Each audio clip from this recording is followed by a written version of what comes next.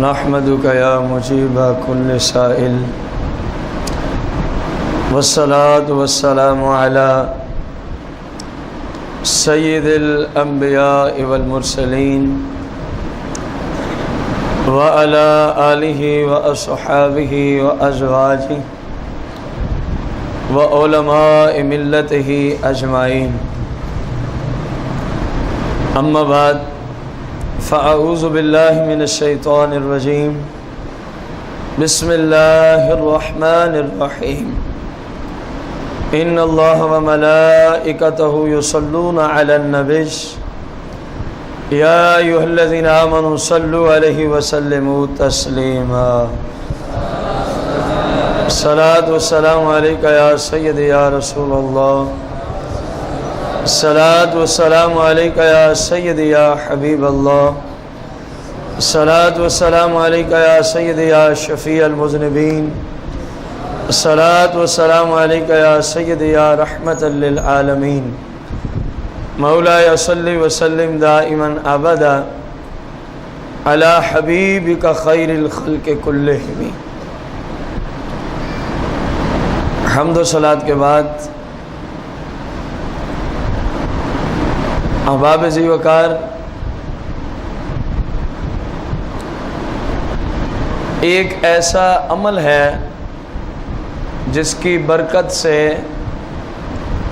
اللہ کریم اس عمل کے کرنے والے کو جیسے ہی وہ عمل سے فارغ ہوتا ہے اللہ کریم اس کے سارے صغیرہ گناہ معاف فرما دیتا ہے۔ سرکار مدینہ علیہ الصلوۃ والتسلیم کی یہ حدیث مبارکہ سیاہ ستہ میں سے سنن نسائی کے اندر موجود ہے۔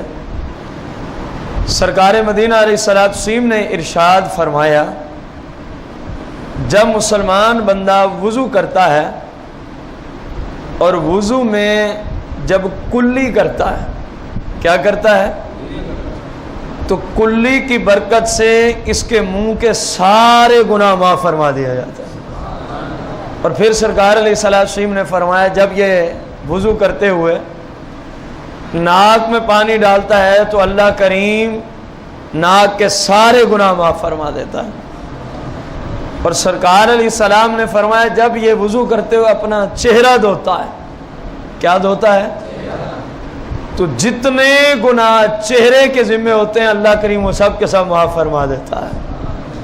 اور یہاں تک سرکار علیہ السلام نے فرمایا کہ اس کی آنکھوں بلکہ کوئی پلکوں سے بھی گناہ ہو گیا ہو تو اللہ چہرے دھونے کی برکت سے اس کو بھی دھو ڈالتا ہے۔ پھر سرکار مدینہ علیہ الصلوۃ والتسلیم نے ارشاد فرمایا، جب بندہ وضو کرتے ہوئے اپنے دونوں بازوں کو دھوتا ہے تو اس کی برکت سے اللہ کریم اس کے دونوں بازوں کے گناہوں کو معاف فرما دیتا ہے۔ اور سرکار علیہ السلام نے مزید فرمایا، جب وہ اپنے سر کا مسح کرتا ہے تو سر کے متعلقہ جتنے گناہ ہوتے ہیں وہ سب کے سب معاف کر دیے جاتے ہیں، یہاں تک کہ جو کانوں کے ذریعے صغیرہ گناہ ہوتے ہیں وہ بھی مسح کی برکت سے کیا ہو جاتے ہیں؟ معاف کر دیے جاتے ہیں۔ پھر سرکار علیہ السلام نے فرمایا، جب وضو کا یہ آخری فرض اپناتا ہے، پاؤں دھوتا ہے، تو پاؤں دھوتے ہی پاؤں کے سارے گناہ معاف کر دیے جاتے ہیں، حتیٰ کہ سرکار علیہ الصلوۃ والتسلیم نے فرمایا، اگر پاؤں کے ناخنوں تک بھی کوئی گناہ ہو تو پاؤں دھونے کی برکت سے وہ بھی ختم کر دیے جاتے ہیں۔ اور پھر جب بندہ مسجد شریف کی طرف چلتا ہے وضو کر کے نماز کو، تو یہ اس کے لیے علیحدہ ہر ایک قدم پر، الگ حدیث کا مفہوم ہے، اللہ کریم اس کے ہر قدم پر جو وضو کر کے گھر سے چلا مسجد کی طرف نماز کی نیت سے، ہر ایک قدم پر ایک نیکی عطا فرماتا ہے، ہر قدم پر ایک گناہ معاف فرماتا ہے، اور ہر ایک قدم پر اللہ کریم اس بندے کے جنت میں درجہ بلند فرما دیتا ہے۔ سبحان اللہ۔